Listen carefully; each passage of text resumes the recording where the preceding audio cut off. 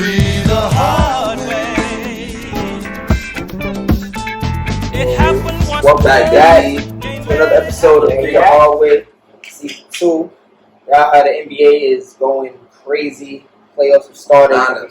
Jumping into that, we got some baseball news, some MMA news, some WNBA news, football news, college football news. So we got a lot going on today. It's gonna be a good show. Johnny, you want to let them know where to find us at? Yeah, man. We've been gaining followers left and right, but if you haven't been following us, we're on YouTube at 3 The Hard Way Podcast. Follow us on there. Instagram at 3THW_. Facebook, 3 The Hard Way. The number 3. iTunes, the number 3, The Hard Way. Spotify, the number 3, The Hard Way with 3 Ys. All of them have 3 Ys. So we everywhere, y'all. We're everywhere. If you're looking, you know where to find us now. And if you don't know, we'll tell you again next episode. But yeah, man, how you guys going? Switch it up, John. What we going about? Playoff John, man. Playoff John. With the playoff, man. Playoff John. I hear you. Got some heat for y'all. Listen, I'm still my boy Rob / Harry Rob. You know what I mean? Still my boy Rob. You know what I mean? But NBA playoffs are upon us. On it. Yeah. We are here. Yeah. As we do the show, there are games going on. It's a pre-recorded show, so there will be games that have passed since we did this. We're going to try to edit as soon as possible so we can get it out to you guys as soon as possible. But, man, a lot going on over the first couple of games, few games of the playoffs, man. I want to start with the number 1 seeds, actually. Say, I told you so. I told you so. I told you so. So, John, what's the question? What's the question? I got the answer. John, you stuck in the moment. John, you don't know what you're talking about. You were present in the moment. And my man Damian come out and let fire in them boys game 1, like I said he would. Melo come with the big 3. And CJ with the broken ribbon on handcuff shot. Nurkic looking like he about to have a decent series. He had a tough second half. The first half, he had, double-double, 10 points and 13 rebounds. In the second half, kind of slowed up. But I think, like I said, man, this is not going to be no sweet. This is not going to be no pushover game. I still got the Portland Trail Blazers coming out because they're focused. Damian's playing on an NBA MVP level. And I don't think that the Lakers are not clicking right now. I said it once again, my argument stands. The Lakers are one of the lowest scoring teams in the bubble. They proved it against me today. Proved against me the other day. And the Blazers are one of the highest teams, and they work down the stretch. So those are my things about the Blazers, about the Milwaukee Bucks. They had a tough first game, second game. They out here doing their thing, so let's get it, man. I got the Bucks beating Orlando in that series, but that's what I got. Thanks for John is firing on all cylinders right now. He has something he wanted to get off his chest. The question was, we kind of know where John stands with this. Thanks for answering the question. Was, which number 1 seed is more concerning to you? Clearly, John believes that the Lakers are in bigger trouble than Milwaukee. Big trouble. The question, I know the answer. Rob, how do you feel about that? Which number 1 seed is in more trouble right now? Which one is more concerning to you? Because of the matchup and talent on the teams, Lakers losing game 1 is more concerning to me than the Bucks losing game 1 against the Magic. And I kind of felt this way before the game even was started, and you saw the writing on the wall with the Lakers struggling throughout the bubble, and the Blazers literally playing their hearts out, and we've seen it all on national television. And I kind of expected exactly what happened. Dame and them came out on fire, like they've been doing, and we came out slow. Granted, AD had another AD. I'm tired of AD. Yeah, Kobe night. No. Yeah, he shot. No, John. You're not going to blasphemy on Kobe. Because if Kobe shot 8 for 24, he would have shot the last few shots. And he would have been 8 for 27. So, with that being said, I feel like we need more out of our superstars. I'm calling you out again, LeBron. Granted, you had 23, 15, all that. But listen, numbers is great. But wins are better. All right? And as a Lakers fan, I have yet to see LeBron James win as a Lakers I'm really hoping that He's 0 for 1. this was the game that poked the bear, that kind of woke us up. And so to answer your question, Todd, the Blazers beating the Lakers are more concerning than the Magic beating the Magic beating the Bucks. I guess I'll play devil's advocate here.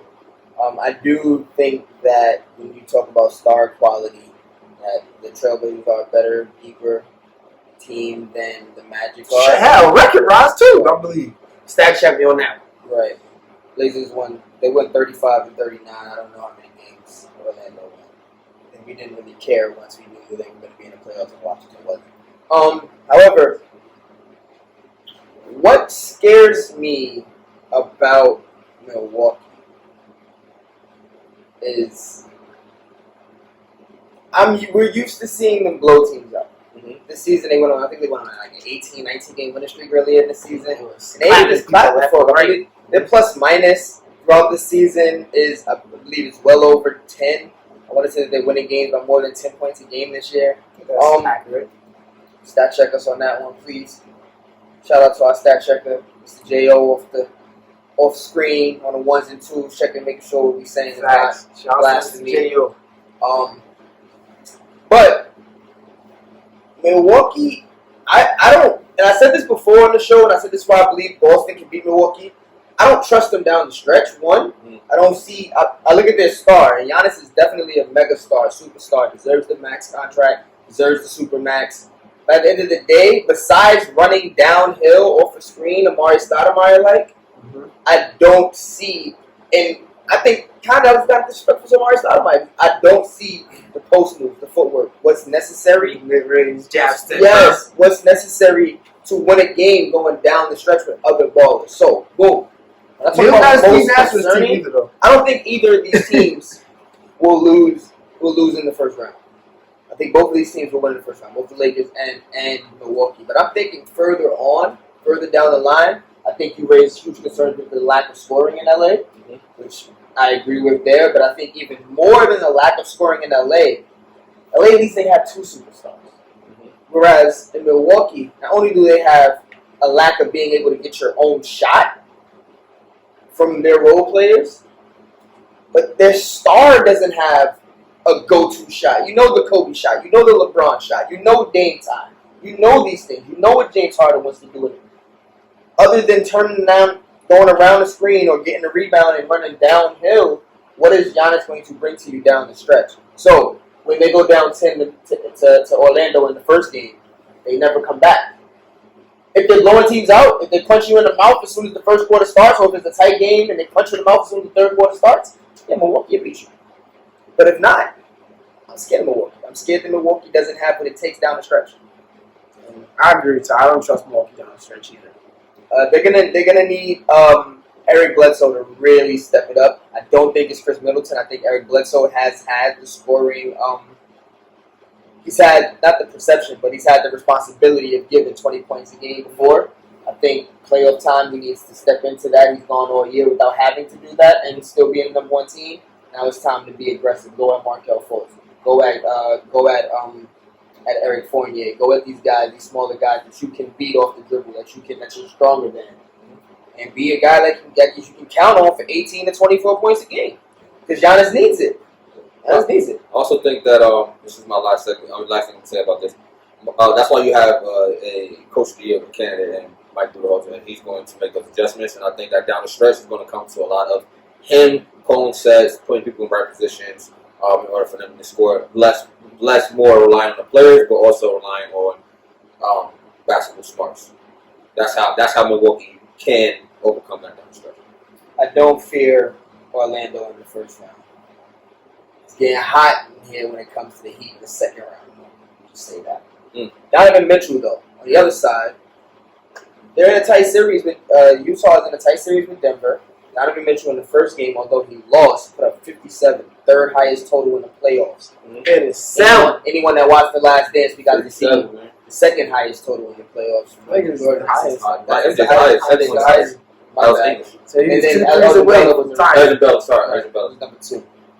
My fault. Sorry, OG. We saw the highest point total ever put together when we watched the Last Dance documentary. If you haven't watched that, I urge anyone that is a basketball fan to check that out. But Donovan Mitchell, man, what do we have to say about Donovan Mitchell? I'll tell you what I have to say about Donovan What you gotta say about him, Ty? We talk about the Ja Morants, we talk about the Ben Simmons, and Utah is just this small little place that, they're 4 or 5 seed, 6 seed all throughout the year. And they got the Defensive Player of the Year. He gets so much recognition. Mike Conley signed a huge contract. He's the trade. He's the reason why the Jazz are going to be able to sustain a good team. And all Donovan Mitchell does is show you that Mike Conley out. Jordan Clarkson having a bad game in game 1.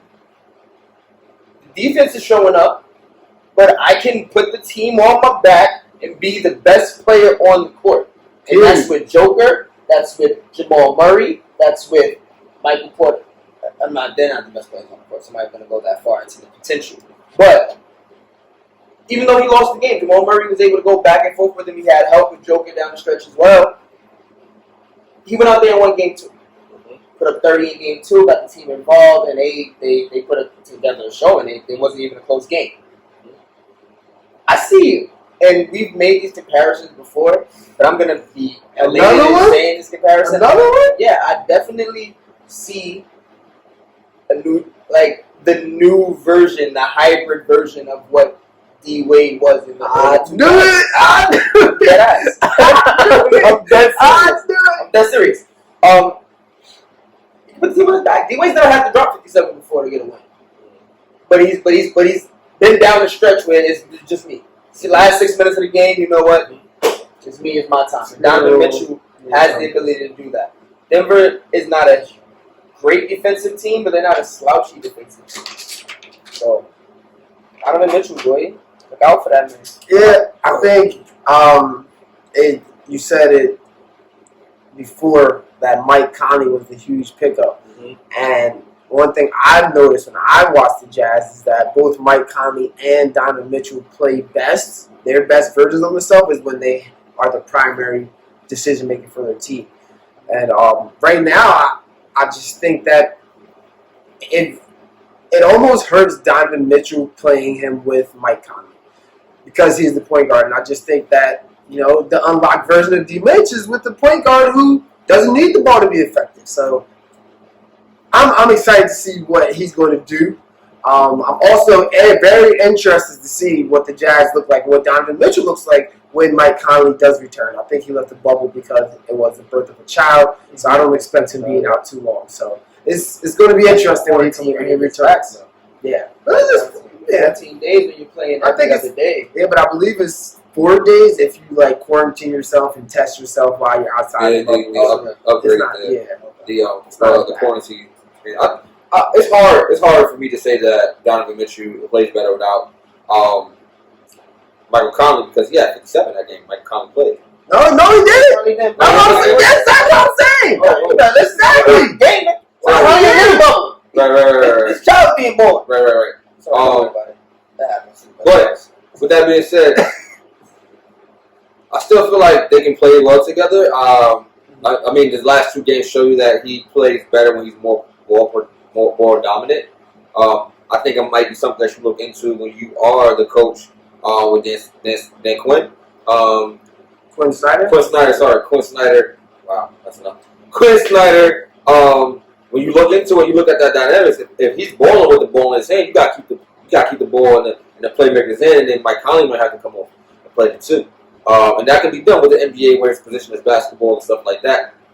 Mind you, Donovan Mitchell's only 6'3", bro.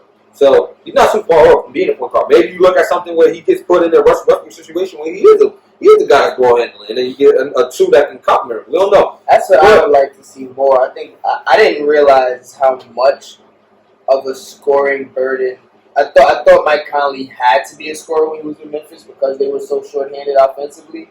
And now when I see him playing with Utah, I see that he's not just, the prototypical Jameer Nelson, Andre Miller. No disrespect to him because he had a 50-point game. Shout out to Andre Miller. Andre Miller, he's not, and that's what I saw. That's what I saw Michael Conley as, somebody that can hit the open shot if he's open, but he's trying to get everybody else involved. And this year, I saw that he actually looks for his own shot. He'll pull up a three in someone's face. He'll come down and Chauncey Billups shot it.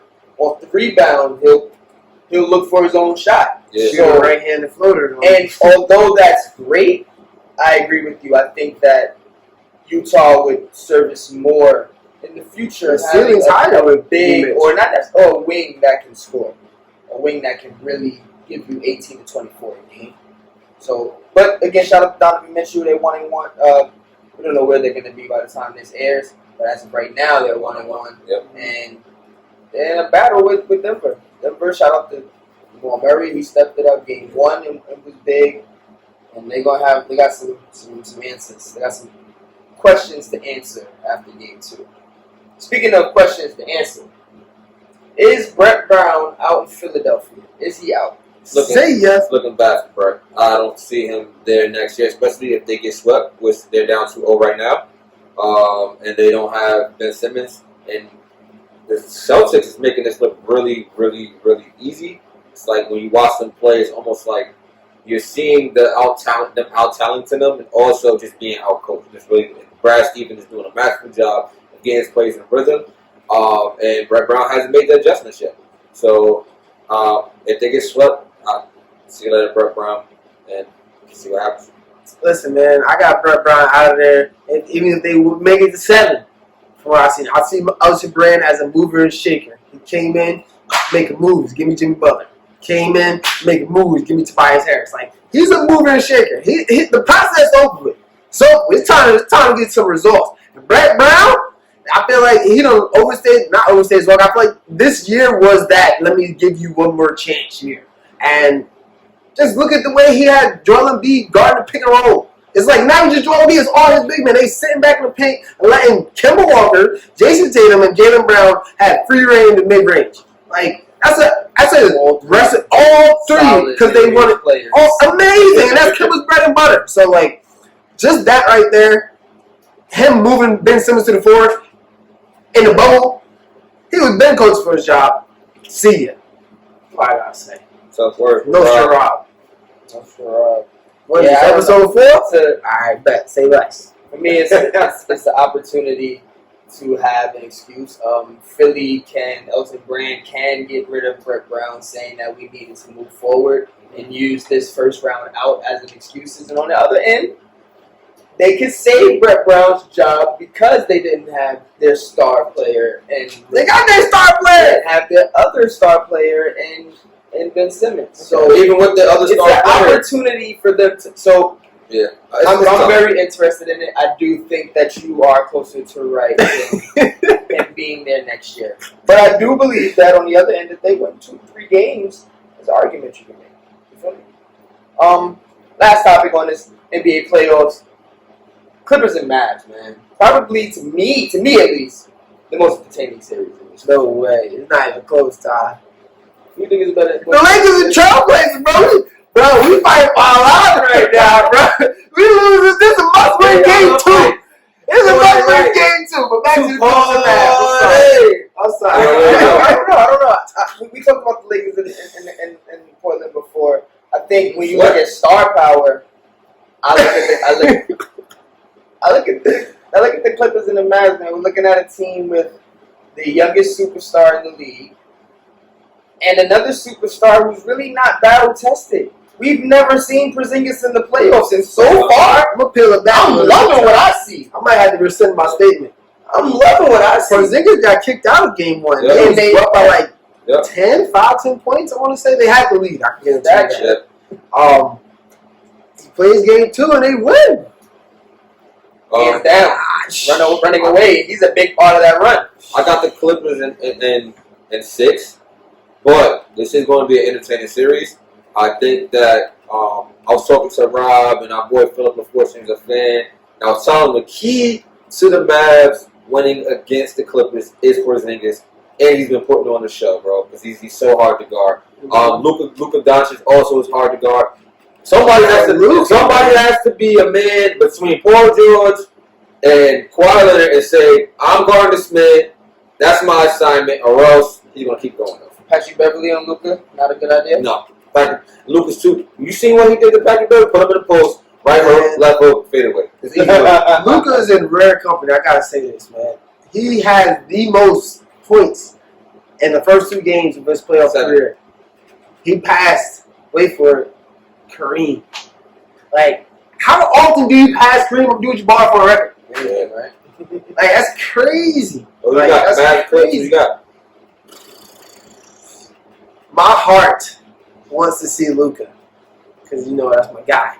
But my basketball analyst is telling me that Doc Rivers is going to steer the ship, right? And they just have way too many defenders, and I still don't trust Dallas' ability to close out games in a stretch. I've seen way too many times they've had leads, 10-point leads with 6 minutes to go, and like blink of the eyes, 4 minutes to go, and they down by 5 or down by 2. So like that scares me a lot.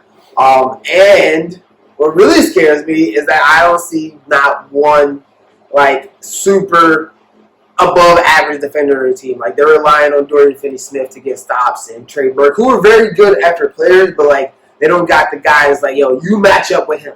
They don't got the long, lanky, known defender who's the pass. They don't have the Patrick Beverly. So like that scares me with them, especially with Louis Williams. I think he's going to be the X factor for the Clippers winning that series. Gotcha. Yeah, I think that the Clippers have too much star power. Defense wins championships, and their team is built on defense with 2 of the best two-way players, 2 of the best offensive players, and 2-way players, in Paul George and Kawhi Leonard. So it's going to be fun. I think every game will be entertaining, but I'm going to take the Clippers in 7, which is good for me because if the Lakers keep fumbling up, Houston can win with Russ off the court. You get a banged-up Clippers team, banged-up Lakers team. No, man. Houston, Boston looking more and more realistic. That's what I'm saying. You better cheer for the Mavs. You better cheer for the Mavs. But if the Mavs beat them, what type of high are they going to be on? But like you said, the Rockets is tough. It's going to be tough for the Rockets to beat both the Lakers and the Clippers. Yeah, I don't think we can do both. You better cheer for the Rockets. I mean, the Mavs. We're going to move on to our next topic. And this is just saying we was going to go somewhere else with it, but as we told you before, with the NBA being the way that it is right now, there's no way we can shoot the show without something basketball happening. And while shooting the show, NBA draft lottery, so the picks are in, who will be picked where, and... Hey, man, I'm officially a Knicks fan. Allison, we got to talk, man. We got to talk. I'm tired of this. I'm tired of this. True colors. Number 8 in the NBA draft, you got to be kidding me. You got to be kidding me. I thought you said it was rigged. I ain't saying it's rigged. No. Well, Allison, we got to talk. I got to come down to the NBA. We got to go to the NBA office. I'll write down, send me the address. This is getting out of hand. This is what Chance is about. Jesus Christ. So he talks about his Knicks, who are the number 8 pick.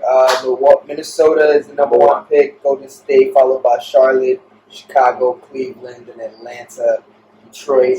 Knicks. Detroit! Washington and Phoenix fill out the top 10. And then the rest of your Sacramento, New Orleans, and then Boston gets Hey, man. Boston is still grabbing lottery picks. Still getting Put picks. that out there. Hey, I just got to say this. You guys The Warriors will be back. The dynasty shall continue soon. I'm just I will not be surprised if next year they are back where they left off. I That's all I'm refuse to saying. let John go on a Warrior rant. I'm not going Warriors. I just said You're a 2 Knicks fan 2 seconds ago. I have a 2 pick. I just said the Warriors look like Anyway, so like I was saying, I feel this is me being, I might be prisoner of the moment here, but the way I see it, I see Minnesota with the first pick, Golden State with the second pick.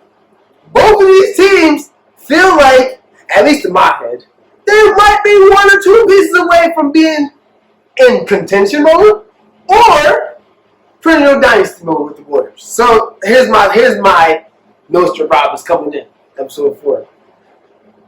One of these 2 picks getting traded. I feel like you got in Minnesota, you got Cat, you got D'Lo, and a third Banana Brothers in Phoenix. What more leverage do you want than the number 1 overall pick? Granted, Phoenix just had a great, amazing year, and they're supposed to go on. But I can also see a world in which Devin Booker says, I want to be traded. I can see that. And I want to go to Minnesota. And I can also see Minnesota saying, we got the first pick. And who else? Minnesota. And who else? Historically drafts. Whoever, it don't matter. Give them, the key is D-Book, D-Book, Cat, and D-Lo. They wanted to play together. They said it. Here's the opportunity. That's number one. Number two, the Warriors might trade their pick too. I don't see Joe Lacob and Bob Myers. I hope I said the name right. I don't see them drafting Jonathan Rising. I don't see him being the rookie piece that's going to take them and be the Magic Johnson. I don't see that. I see them looking for that third, fourth piece. I don't know. I don't know where it's at right now. My heart is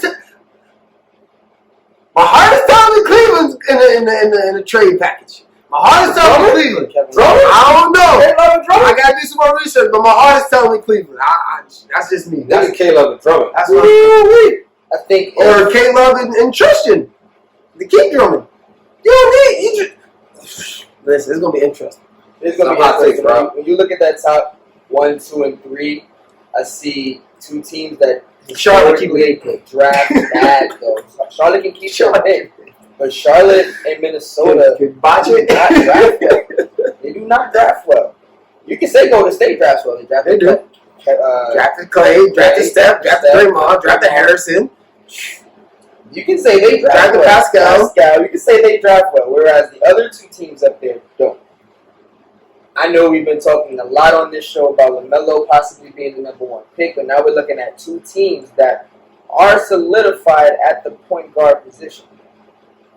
Yeah. And then you get to Charlotte, who has two good point guards, but I can see them drafting. I can see them still saying that the talent is better there. I think they should draft. D'Lo was a step away from being an all-star. And D'Lo was an all-star last year. 2 years ago, sure. Right, he was an all-star in the East. He's a step away from being an all-star. 2 years ago.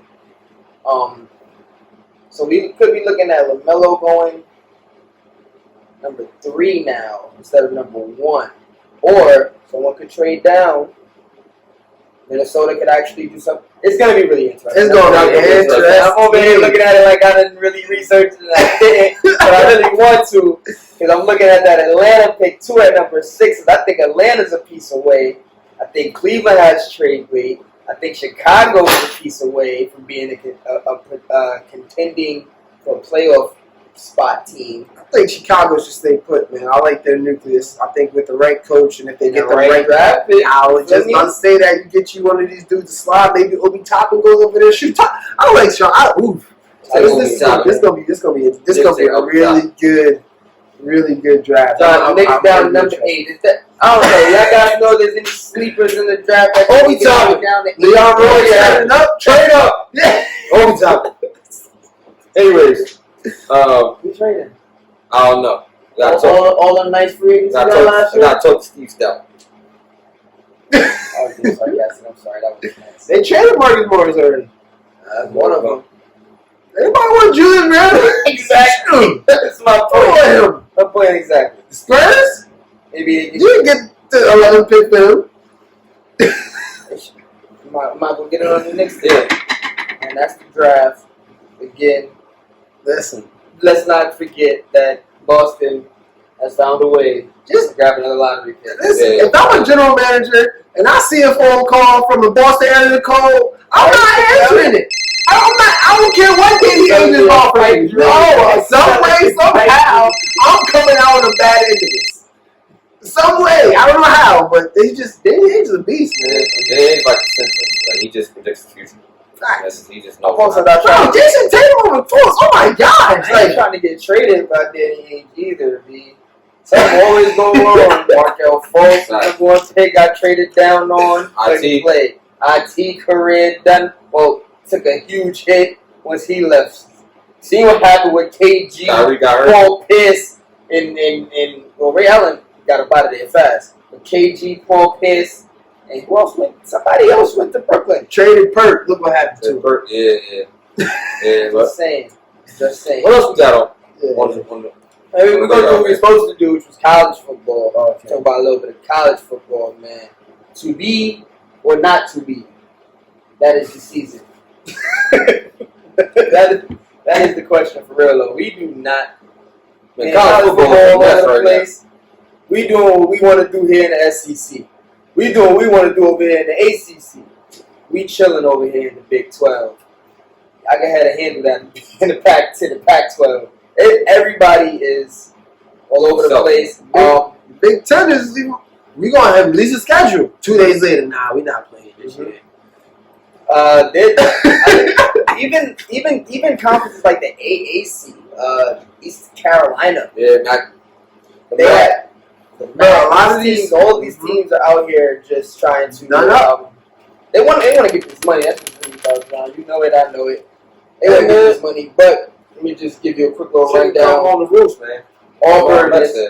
Auburn, who's part of SEC, this summer had 33 players test positive for coronavirus. They said they don't have anyone test positive right now, but they also have 5 players in quarantine right now, so they have to figure that out.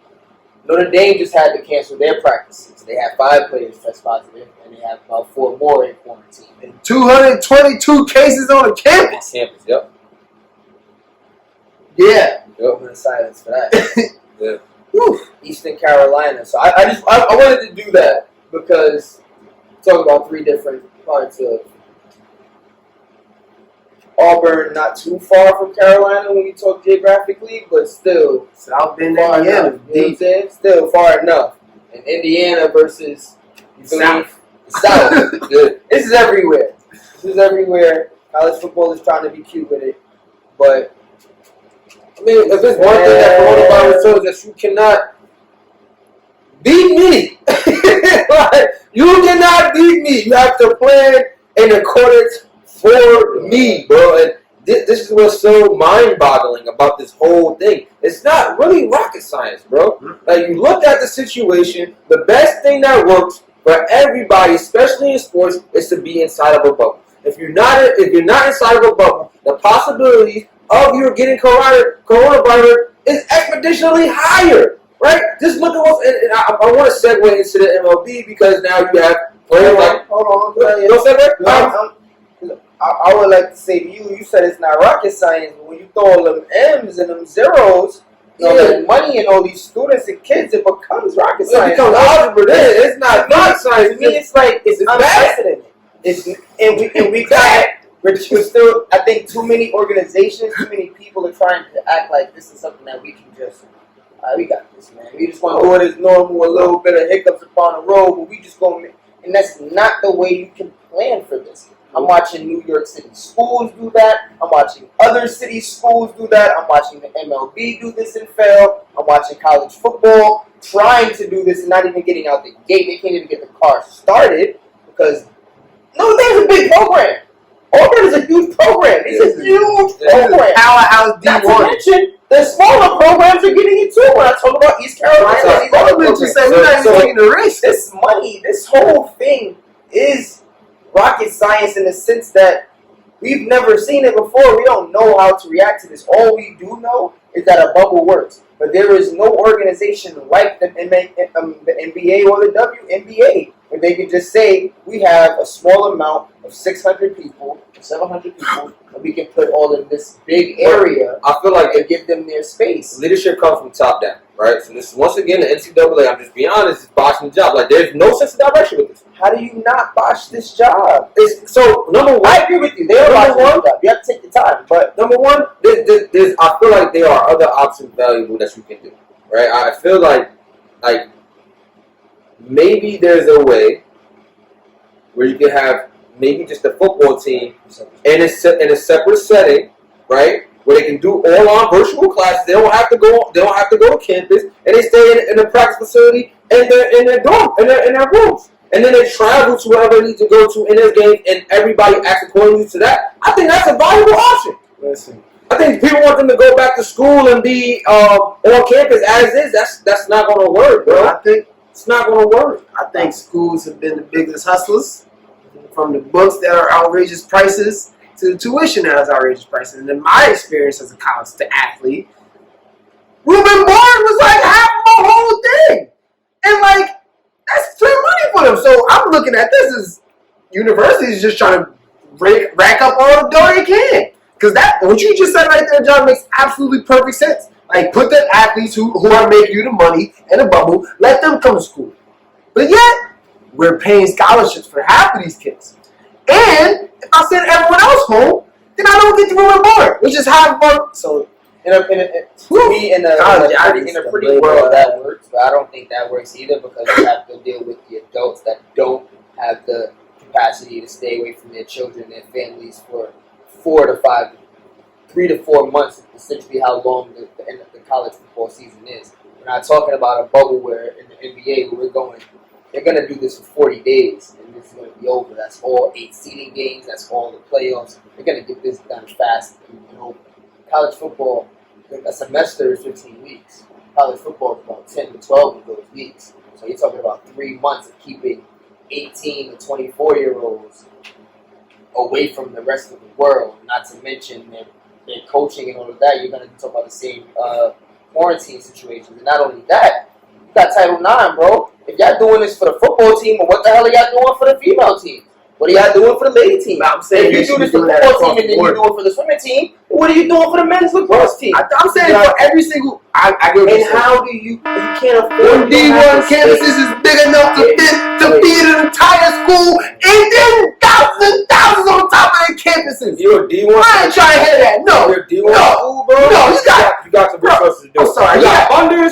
You got alumni. You got college. You got college guys. You got NBA players. Bro, you got all this money that you got, bro. And then on top of that, building things, though. I'm not talking about I'm talking about students that outside of these students. I get what you're saying. Notre Dame, you have 20,000 other people. If it's about money, if it's about money, if that's the case, then if it's about the money, then the people that bring you the most money, and this is no cap, are the athletes. They bring the most money inside the school outside of your alumni, especially when you go to Anyway, I'm not going to go into that because you got alumni that come back in and booster clubs that pay a lot. I'm not going to go into that. You know how that works. With that being said, if you have a big campus, right, and you have housing, right, you have apartments, you got, bro, they have housing complexes on campus, bro. So if you put the basketball team in one complex, right, or you put the women's basketball team and the men's basketball team in one housing apartment. You put the football team in another housing apartment. You put the tennis team in another housing apartment. If all of them are operating their own bubbles, bro, and then you make it work, bro, I think that's feasible. I don't think that's too far-fetched. Yes, I think that it takes a lot more logistics and planning into that, which is why I think that the spring season will be better for them. Because if all the NCAA, because they had time to think, plan, and prep. Because I'm looking at Northwestern University, right? 21,000 students. Of those 21,000 students, they have 468 student athletes.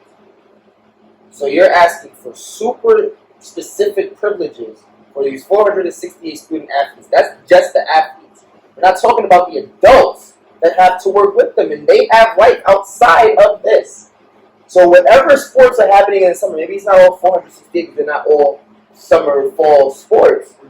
But let's just say half of that number, you're talking about 235 people that you have to house and still worry about the rest of your campus and the safety of the rest of your campus. But you can't have them isolated in just 1/10 of the campus. Let's say we have them all on 1/10 of the campus and it's big enough for all of them to be good. Now we just told 20,500 people that you only have 90% of the campus. But don't worry, I still need you to be social distance. Here's the solution for that, bro. And what about the solution? Please have a solution for the adults. For those 21, okay, so I can't promise you I got a solution for the adults. But for those 21,000 students, stay home. Here's a laptop. Get your work done. Here's a teacher. All for football. Or football. No. Football, you go into classes. Whatever. It could be the same as that way. But what I'm saying is, in my school, particularly, True McConnell College, they have people who literally sit there like they're on school and go to school like that. Like they're on class like that. So I think a model like that would work for a university like Northwestern. The people who are there for academics stay at home for academics. You can still be taught virtually. Granted, it's not the greatest education, right? I understand that. I'm thinking further the education experience. I am not paying $15,000 to sit in my room all damn day. Absolutely right. And that's why the cost of tuition should be reduced. Simple. Like these are He said Dr. the William thing Boyd. is, you losing money. Losing money. So that Rocket science. But what, no, that comes down to greediness. Because it's not about education now. It's about dollars. I thought it was about safety. It's about safety. It's about dollars. And definitely ain't about safety if you got 21,000 students in your We can go in the weeds. It is complicated. I think that it can be done. I think that either I feel like you can do it the way that I said before, or you can cut up the pie different ways. But there's ways that it can be done that doesn't lead to the result that we're having right now. Right. I hear you on that. So what we're doing right now, I can agree with you, is not working. Right. Is there an easy fix? I don't think there's no quick or easy fix for this. Last bit of college sport information. Talk about the SEC. We'll go back to the SEC, who's still planning on having football. Mm-hmm. They're still planning on playing. Tailgating is optional. Tailgating is to the discretion of the schools. I'm sorry. We're going to see what happens with the SEC. Will you be tailgating? What? Me tailgating during Corona? I was a tailgating regular game. I was tailgating during Corona. Are you going back to your school for homecoming? No, not right now. Are you going back to your school for homecoming? That's a trick question. If I liked my school, I would go back for homecoming, but I wouldn't go back to school. I would just go back to the campus environment. Probably have like a what? I would have like a beer or something. Where? At a bar. This bar is open. Yeah. That's tailgating. You tailgating. That's tailgating with no game. Tailgating is you in the parking lot. You shopping up some stuff. I'm on the street corner. Common space and Sidewalk is a difference. Nah, Rob. That's what a bar is. No, You on Rob. sidewalk, so it's different. You've been at Georgia Tech, I haven't. right? Remember we used to go work at Georgia Tech for the game. Mm-hmm. Remember walking on the campus before the games? Mm-hmm. That's tailgating. Like the whole campus is outside cooking and waiting for the game. So when I hear all this, you got when you homecoming, so tailgate. So that's what I'm thinking. In They're my going head, everywhere. Everybody outside. so what I'm thinking like those are pre-games to me. Like the tailgating part is literally you outside the stadium, like shoving it up, drinking it up, whatever you want to do. Like so, some people pre-game and tailgate from there. I'm tailgating. I ain't pre-game. What's the difference between an outdoor bar and tailgating, bro? Other than it's like you're going to the game. What's the difference? I would like to support the Kansas Jayhawks. If they got something, I want me to come there and shoot me. I go. I did not go to Kansas. I'm crying. Yeah, we're gonna move on to our next segment. And we're going to jump into the NFL right now. Yeah, we got some NFL news. Football, baby. Sit up. I love throwing this up. Black Excellence, Jason Wright. Shout out to Wright, man. Shout out to Jason Wright. First ever black president of a football team. Yeah. He is the president of the Washington football team. I got some insight. I think it was leaked that they have already picked the Washington football team name. Yeah. I'm going to check my sources and come back with that a little bit later if I can confirm that is accurate. But big up to Jason Wright, man, president of the Washington football team. What we got to say about Jason Wright? Man, I'm excited. I saw a few interviews with him. I'm going to talk about the one that he did on First Take. From my experience of that interview, he's class personified. Like, he's very articulate. He is down to earth. He has a background playing in the NFL. He understands his role, and he's built in on what he needs to do. Also, he also has, like, when you say team president, it's not like, okay, you got like the GM ahead of him. No, he's not the GM, but like everything outside of football, he is the head on that. So I'm really excited to see what he's going to do at Washington. I believe he's coming in with, I think one of his first hires was a female. I'm not sure her name. But I'm excited to see what he's going to do in Washington, especially, he's African-American. And someone that looks like me in that position makes me feel good, makes me believe one day I could be there, And so I'm really excited about that. Absolutely. We kind of grow up sometimes and our parents tell us, you don't got to play for the team. You own the team, but then you do whatever you want once you own the team. Mm-hmm. Looking at someone, it sounds a little far-fetched. Now we're looking at someone that owns the team. not own the team, but he's running the team essentially outside of the football operations of it. So having someone that stands that high in the NFL is the highest plateau we've been at as a people. So we kind of stand with him in a sense. And then we talk about the First Take interview. I cannot remember what show it was on. I want to say it was Speak for Yourself, but he was talking how it's become like, did he get the job because he's black? And that's been like the main headline. He was explaining how, I mean, I've been in the business for 7 years. I got 3 MBAs, this and that and the third. If there's anyone that lost this job to me because I was black, if there's any white brother that lost this job to me because I was black, I'm sorry to him. Because and I think that was so powerful because we got to understand that, you know, affirmative action was what got us in the door.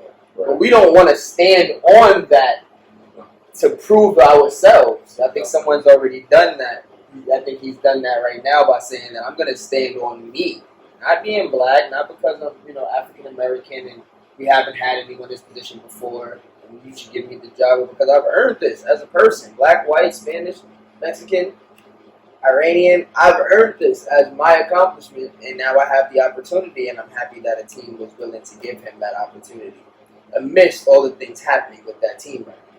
So he's not going to just, you know, when you think of a lot of presidents, I can't name 12 presidents for football, for the non-football operations in the NFL. I can't name 12 of them. I can't name 1/3 of them, but at all.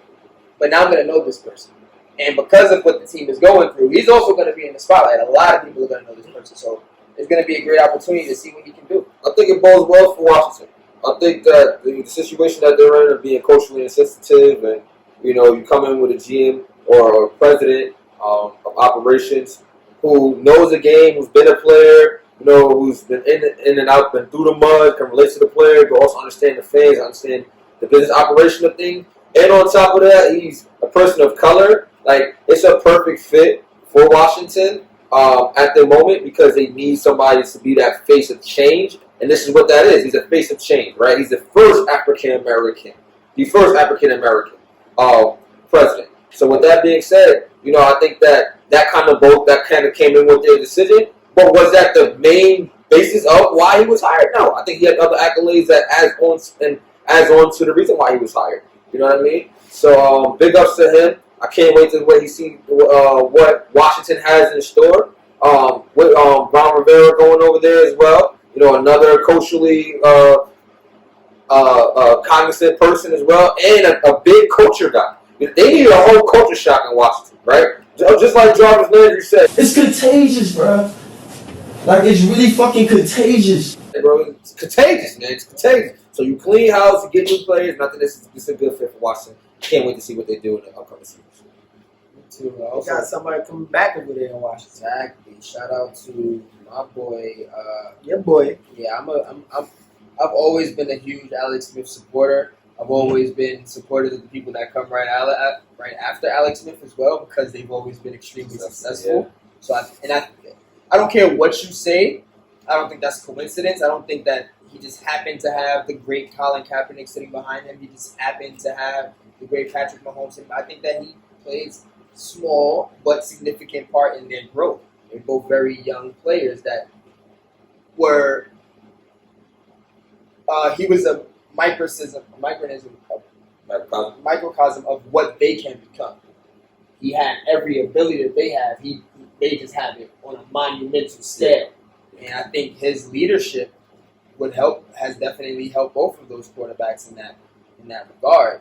So shout out to Alex Smith being cleared to play after that gruesome injury he suffered 2 years ago. Kind of Joe Theismann-like injury with his leg. And he's been cleared for football contact. There's video online of his kids dousing him with the champagne. Yeah.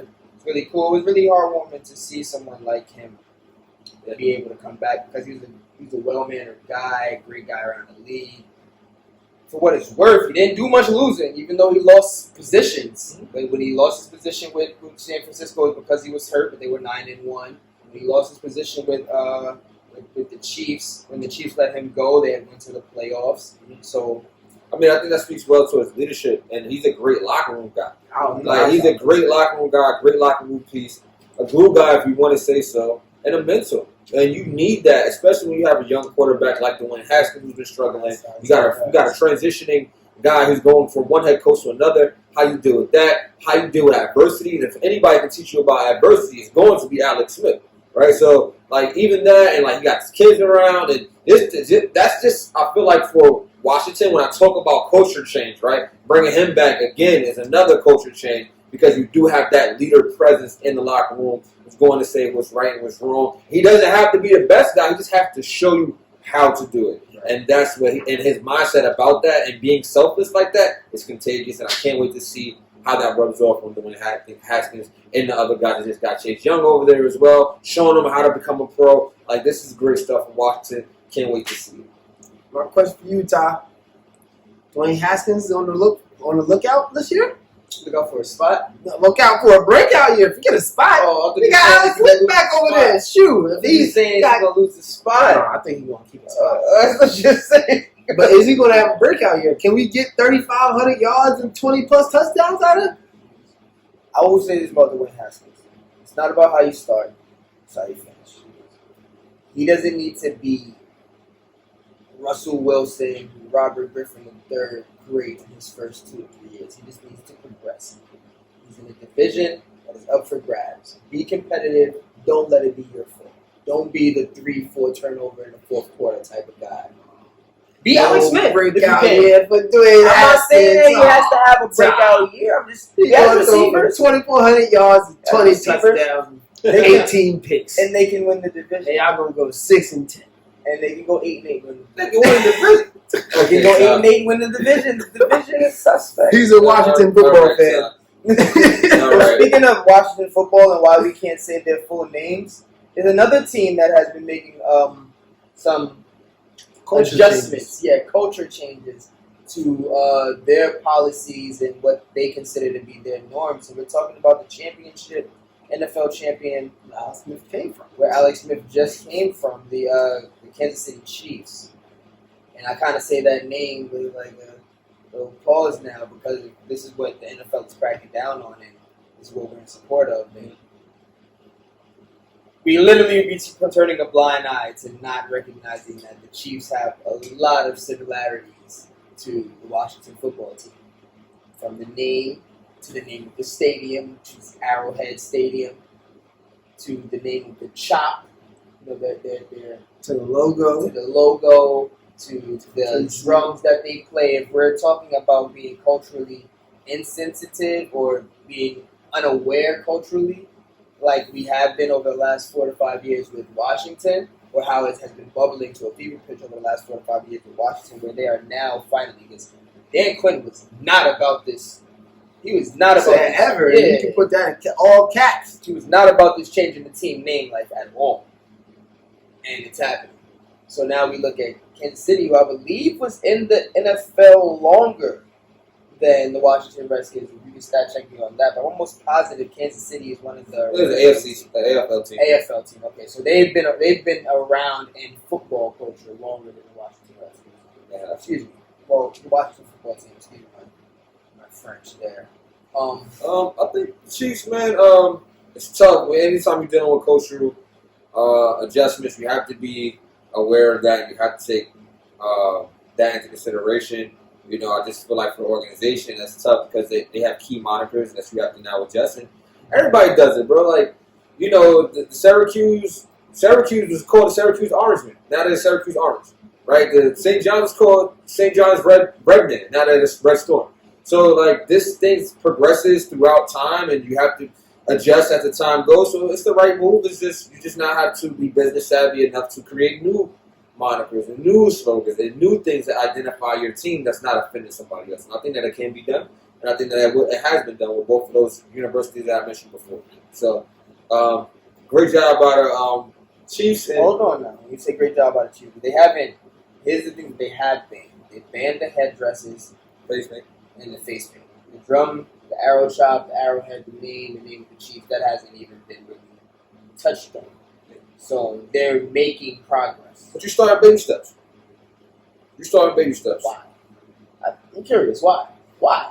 We're Because you watching wanna- Washington, Because you see what you can and cannot get away with. and that's my thing. Are we doing it because we can't get away with it anymore, or are we doing it because we see where we're being insensitive?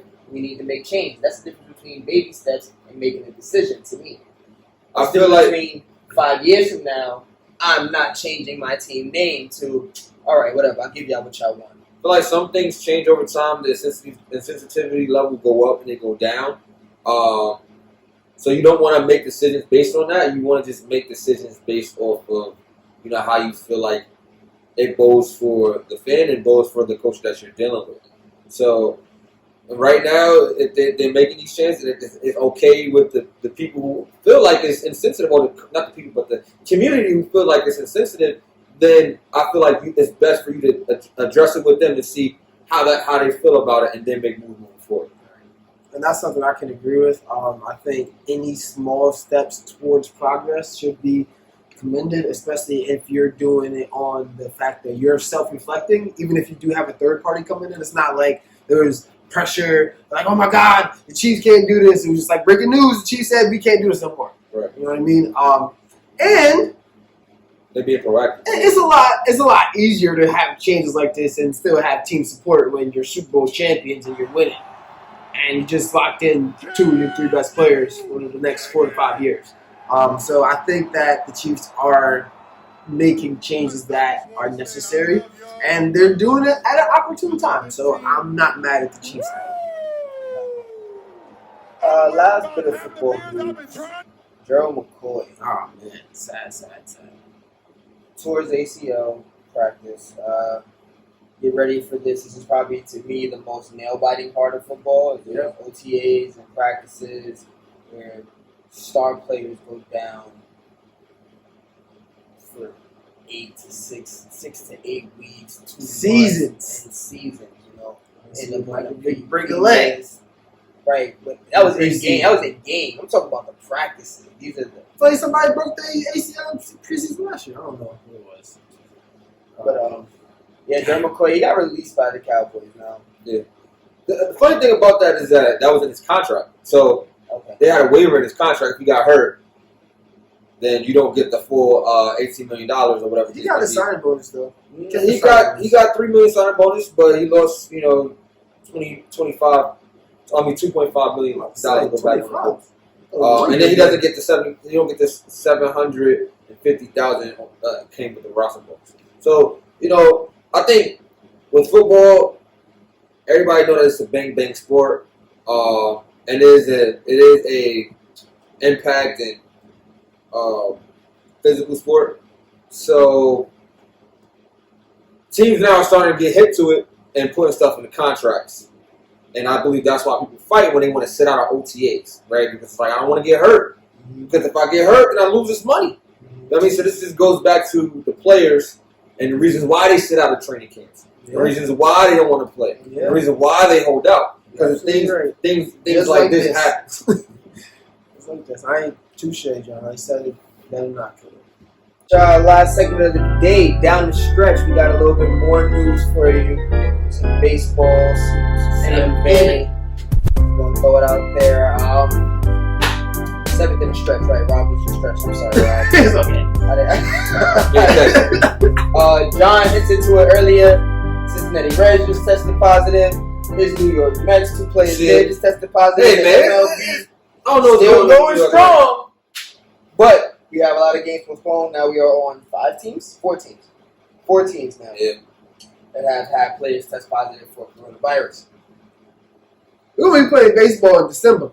That's what I think. You think it's going to make it that far? I think the way the season's going and the amount of games that are having to be made up because they postponed, I think we're playing postseason baseball in December. That's what I think. Everything will be Baseball is pushing only through. 60 games? From what I'm seeing, baseball is pushing through. They said, come coronavirus or high water, we playing.